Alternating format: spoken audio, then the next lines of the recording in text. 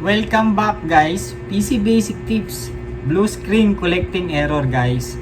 Bakit ba ito yung video tutorial na gagawin natin ngayon? Kasi guys, yung tropa ko, yung kaibigan ko, nag-PM sa akin, nangyari sa kanya yung Blue Screen Collecting Error sa PC niya. Humingi siya ng tips. Ngayon, binigyan ko siya ng konting tips o kung paano gagawin para maayos. Ngayon, isi-share ko sa inyo yung dalawang basic tips na pwede nyong gawin pag nangyari yan guys. Ngayon, simulan na natin. Blue screen collecting error, ulitin ko lang guys, ang tips na pwede nyong gawin, number 1 guys ay, pero itong tips number 1 na bibigay sa inyo guys, pwedeng may chance na bumalik. Naintindihan nyo ba? Pwede siyang bumalik, pwedeng hindi, pero ginawa ko na to, bumalik din. Pero baka sa PC nyo, baka hindi na bumalik. Kasi yung PC kasi natin, iba-iba yan ng mga specs. O baka madali dun sa unang try. Kasi ganun ako mag-repair eh. Tinatry ko muna sa una. Pag hindi nag-work, di yung step 2, step 3, hanggang sa ma-detect natin kung ano problema. Okay, balik tayo guys. Step 1, kung sanay kayo mag-reformat ng PC, pwede nyo i-reformat. Maibabalik nyo na sa dati. Nasabi ko yan guys, bakit? Nireformat ko siya, bumalik. Nagamit ko pa siya ng mga ilang araw. Nag-blue screen. Nag-blue screen collecting error ulit. Ulitin ko guys tips number 1. Kung sanay kayo mag-reformat, nangyari yan, pwede nyo i-reformat yan guys. Saka napakahalaga guys yung burn test. Pag nag-reformat tayo, i-burn test natin at least 2 hours, 3 hours. Kasi ako pag nag-burn test ako, magdamag 24 hours talaga. Talagang ginagamit ko siya para makita ko kung mawawala na ba siya. Okay, ulitin ko ulit guys Blue screen collecting error, basic tips number 1. Kung sanay kayong mag-reformat, pwede nyo reformat.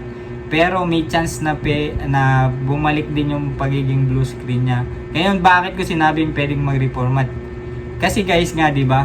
Yung PC natin iba-iba specs. Pwedeng pag ni-reformat nyo, maayos na, hindi na bumalik. Pero sa akin, experience ko, bumalik siya within 2 days nung ni-reformat ko. Pero pwede nyo pa rin i-try, di ba? Okay. Basic number 2. Itong basic number 2, masasabi ko guys sa inyo na 100% effective. Bakit? Kasi meron akong isang PC dito sa shop. Ginawa ko to, may pinalitan akong dalawang parts. Pwedeng isang parts, pwedeng dalawang parts. At hindi na siya babalik guys. Masasabi ko to, based sa experience ko guys, hindi na babalik to kasi hanggang ngayon hindi na siya nagloko. Okay, anong parts lang pwede nating palitan? Unang parts, memory card guys.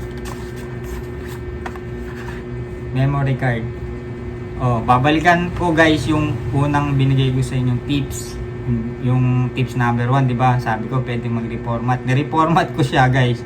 Nawala, di okay na, kampante na ako. Reformat lang pala, okay na. Bumalik siya within 2 days. Di ibig sabihin, hindi yun yung tawag dito, solusyon para mawala itong blue screen. Kasi bumalik eh. Dapat di na siya babalik. Di na siya talaga babalik. Kaya matagal. Ibig sabihin, hindi natin nagawa yun. Okay. Ngayon, bakit ko nasabing memory card?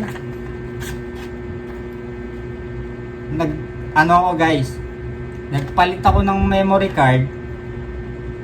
Tapos, sinabayan ko na ng video card. Memory card, video card.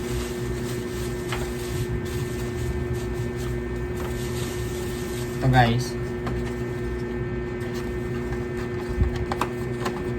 memory card, video card, pinalitan ko na kagad dalawa guys, kasi may extra parts naman ako, kaya tinaray ko na palitan na parehas.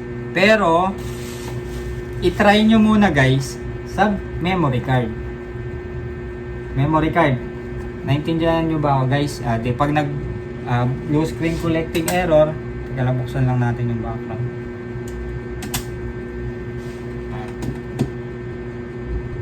And pag nag blue screen collecting error, i-try nyo munang palitan yung inyong memory card.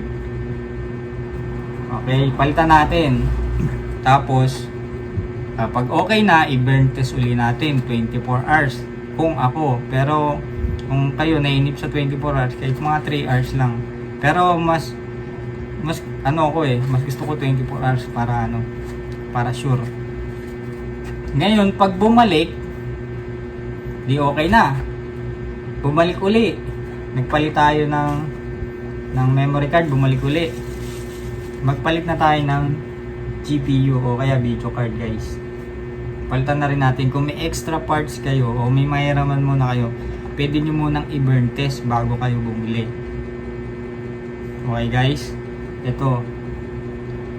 Sure na yun, guys. Hindi na babalik yun. Base sa experience ko. Kasi yung isang PC ko dito sa shop, guys, ganyan, sumakit ulo ko niyan. Laging nag-blue screen nung una. Kaso nga medyo busy, pinoformat ko lang kasi babalik 2 days, 3 days, tapos yun na naman. Ngayon, nag-decide na akong palitan ng isang set memory card, GPU o video card. Pinalitan ko siya, guys.